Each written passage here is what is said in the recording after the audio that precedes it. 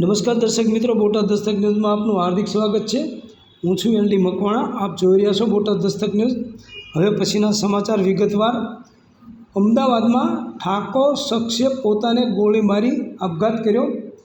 અમદાવાદના જોધપુર વિસ્તારમાં મોડી રાત્રે એક ઠાકોર શખ્સે પોતાની જાતને ગોળી મારીને આપઘાત કરી લેતા ચકચાર મચી ગઈ છે। અમદાવાદમાં જોધપુર વિસ્તારમાં આવેલા બિલેશ્વર મહાદેવ નજીક ગઈકાલે રાત્રે 50 વર્ષના એક ઠાકોર શખ્સે પોતાની જાતને ગોળી મારીને આપઘાત કરી લેતા ચકચાર મચી ગઈ છે। આ મામલે પોલીસને જાણ કરવામાં આવતા આનંદનગર પીઆઈ સહિતનો કાફલો ઘટના સ્થળે પહોંચ્યો હતો અને મૃતદેહનો કબજો મેળવીને પોસ્ટમોર્ટમ માટે મોકલી આપ્યો હતો। પોલીસે હાલ મૃતક દ્વારા શા માટે આત્મહત્યા કરવામાં આવી તે અંગે વધુ તપાસ હાથ ધરવામાં આવી છે। પોલીસના જણાવ્યા મુજબ જોધપુર વિસ્તારમાં આવેલા ફાલ્ગુન એપાર્ટમેન્ટમાં બની હતી, જેમાં મૃતક રમેશ ઠાકોર ઉંમર વર્ષ 50 નામના વ્યક્તિએ પોતાના જ ઘરમાં પોતાની જાતને ગોળી મારી દીધી હતી।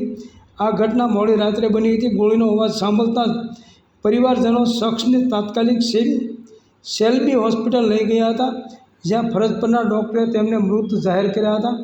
ઘટનાની જાણ થતાં જ અમદાવાદ પોલીસ સ્ટેશનના પીઆઈનો કાફલો ઘટના સ્થળે દોડી આવ્યો હતો અને પ્રાથમિક તપાસ શરૂ કરી હતી।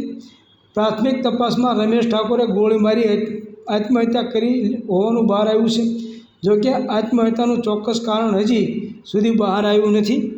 Botad Dastak news, L D Makwana, Botad.